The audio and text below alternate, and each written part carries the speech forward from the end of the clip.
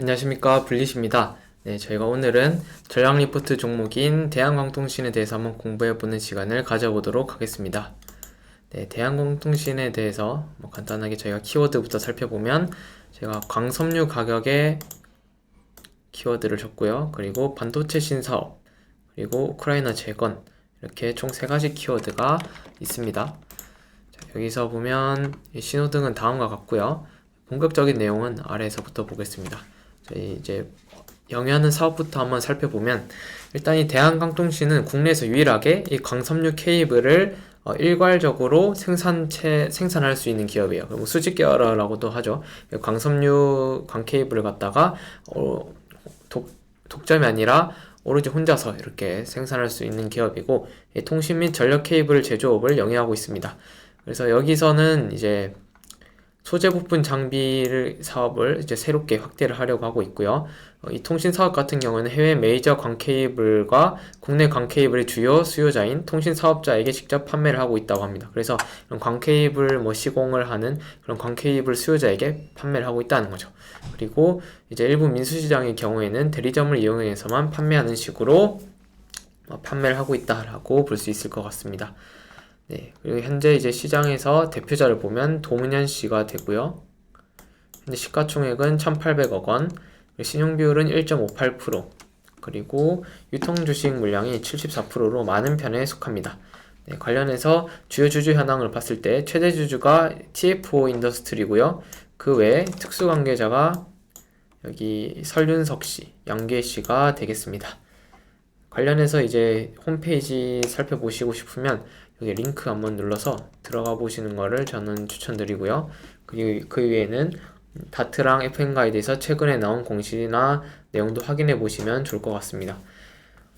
이제 대한광통신이 좀 장기적으로는 계속 우하향 추세에 있는 기업이에요. 우하향 추세에 있고, 그 가운데서도 이제 그 추세 안에서도 상승과 하락한 이유가 있겠죠. 그래서 과거에 이제 상승을 보면 무상증자로 급등한 적이 있고, 그리고 FTTH용 광섬유 개발 이런 걸로 급등한 적이 있습니다. 그리고 이 회사가 원래는 그 옵토매직이었는데 대한광통신으로 사명도 변경하고 이제 바이오 사업하다가 이것도 중단을 하고, 그리고 광통신 케이블 사업을 인수를 하면서 턴어라운드에 성공을 하게 됐고요. 그러면서 영업이익 흑자 전환을 기록을 했습니다.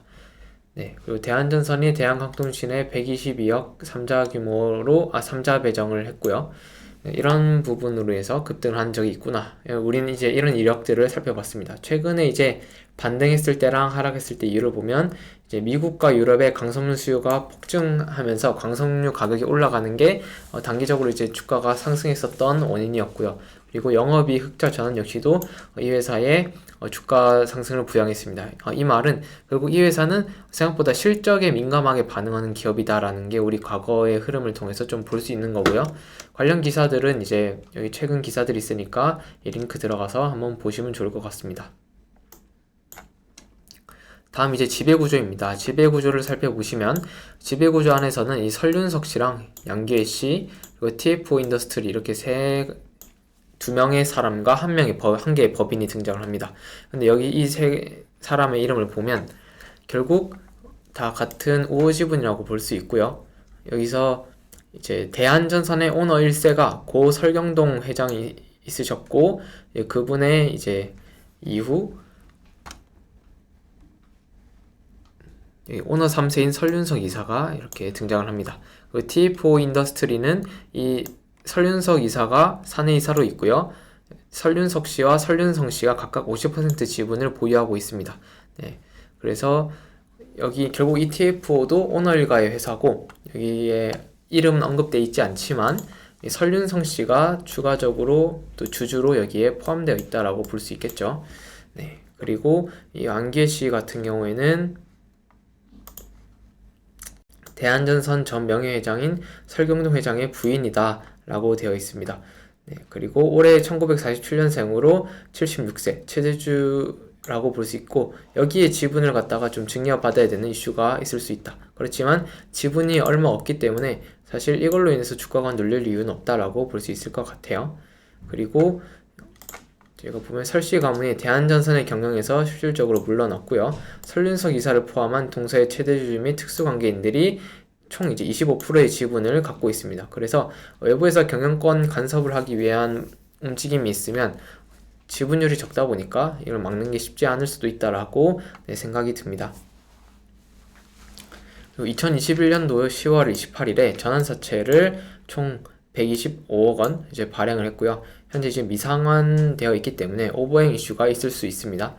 법률적 이슈를 이제 살펴보면 여기에 미국 법인의 경우 전 미국 법인장과 200만 달러 규모의 소송이 진행 중인 상태인데 지금 이게 아직 결론이 났진 않았다고 하네요. 이렇게 해서 제가 오너일가 쪽 지배 구조를 한번 살펴봤고요. 다음 이제 재료로 넘어가서 이 회사의 재료를 살펴보겠습니다. 이 회사의 가장 주가에 민감한 거는 최근 이 강섬유 가격 그리고 수출 물량이라고 볼 수 있을 것 같습니다.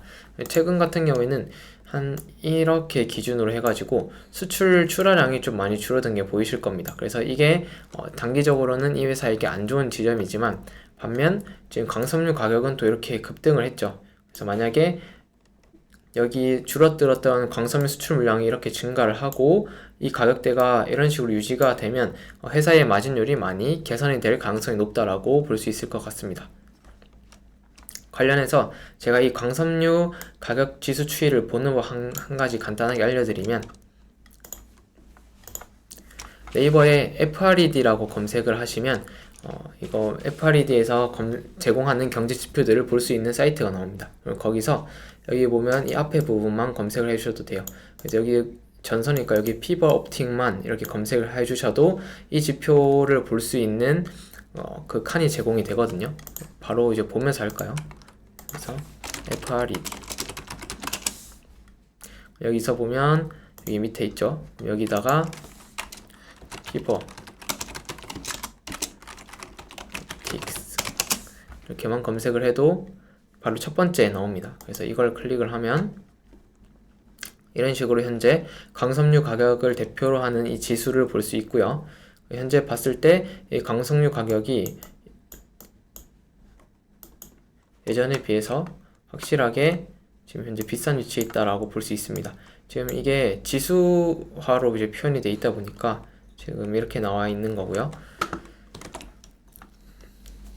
그래서 이런 식으로 이제 앞으로 추적을 하실 때 광섬유 가격 같은 경우는 이런 식으로 볼 수 있다라는 겁니다. 뭐 광섬유뿐만 아니라 다른 뭐 그런 소재나 수출이 중요한 기업들 그리고 가격이 중요한 기업들은 이런 식으로 가격을 갖다가 한번 찾아보셔도 될 것 같아요.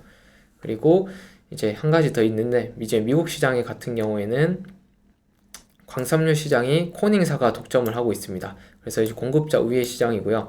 대한광통신은 코닝사보다 낮은 가격으로 제품을 공급하고 있어서 가격 경쟁력은 있지만 미국 시장이 타국가 대비 높은 판가가 형성되어 수출 물량 증가 시엔 이제 수익성 개선이 가능하다라는 한 가지 장점이 있습니다. 그렇지만 지금 미국 시장에서는 그 자국 우선주의다 보니까 코닝사에게 먼저 많은 물량을 배정해주고 코닝사가 감당할 수 없는 물량을 뭐 대한광통신이나 다른 업체들에게 주다 보니까 생각보다 원하는 만큼의 그런 매출의 성장이 현재 좀 제한적인 상황에 있다라고 볼 수 있겠네요. 우크라이나 재건 이슈 같은 경우에는 다산 네트워크스와 2018년 해외 시장 확대를 위한 MOU를 체결한 적이 있는데 지금 이게 이제 부각이 되면서 다산 네트워크스가 주가 급등할 때 대한광통신도 함께 좀 움직이는 모습을 보였지 않나 이렇게 생각을 합니다. 다음 이제 재료로 마지막 재료는 이제 반도체 신사업을 추진한다는 겁니다. 그래서 이 회사는 이제 자신들이 예전부터 연구를 해왔었고요. 연구한 걸 바탕으로 이제 블랭크용 합성 커트를 직접 이제 제조를 하려고 합니다. 이걸 제조를 해서 현재는 양산을 하기 위한 준비에 와 있고 이것도 과거 시네츠, 아사히 글라스 등 일본 기업들이 독점하는 시장이었고 이제 2018년 일본 수출 규제 이후에는 이 국산화 과제로서 이 부분에 대한 R&D를 계속 해왔는데 이제는 어느 정도 수율도 올라왔고 테스트도 이제 거치고 있기 때문에 이게 본격적으로 양산이 될 경우에는 신성장 동력이 될 수 있다라고 생각을 합니다. 현재 합성 커트를 사업을 하고 있는 뭐 STI, BCNC, 원익 QNC 뭐 이런 기업들의 PR과 비교했을 때는 이 섬유 사업만 하고 광섬유 사업만 하고 있는 이 대한광통신이 고평가 상태로 보일 수 있습니다. 그렇지만 만약에 여기서 발생할 수 있는 부가적인 이제 매출액이나 그런 예상치들이 합쳐진다면 아마 이 정도와 비슷한 밸류에이션을 받게 될 수 있지 않을까라고 또 기대감이 생기는 요인도 있습니다. 제가 이 실적을 놓고 봤을 때는 이제 23년 1분기까지는 괜찮았어요. 그 1분기 매출액이 646억 원, 영업이익 32억 원 이렇게 나왔고요. 전년 동기 대비해서 다 증가하는 폭이었고 이렇게 상승했던 이유 역시도 글로벌 광섬유 상승 사이클 진입 그리고 네, 이게 가장 크고요. 그리고 미국에 이제 물량을 납품하는 것이죠. 일단 2023년 2분기에는 미국 물량에 대한 기대감이 있는데 이게 아까 앞서 말씀드린 것처럼 미국 내 생산 제품 우선 매입으로 미국 코닝사에게 우선 배정될 걸로 예상돼서 아마 1분기 대비에는 2분기가 좀 하락할 걸로 아마 전망이 되는 상태다라고 볼 수 있습니다. 밸류에이션으로 따졌을 때 이제 신사업인 반도체를 빼두고 기존에 이제 광섬유 사업만 했을 때는 전선 사업을 영위하는 업체들, 뭐 KT 서브마린, LS 전선 아시아, 머큐리, 이런 쪽 친구들과 비교를 했을 때는 좀 고평가 상태에 있다라고 볼 수 있을 것 같고요. 합성커츠 쪽에서도 봐도 현재는 고평가 상태에 있다라고 볼 수 있습니다.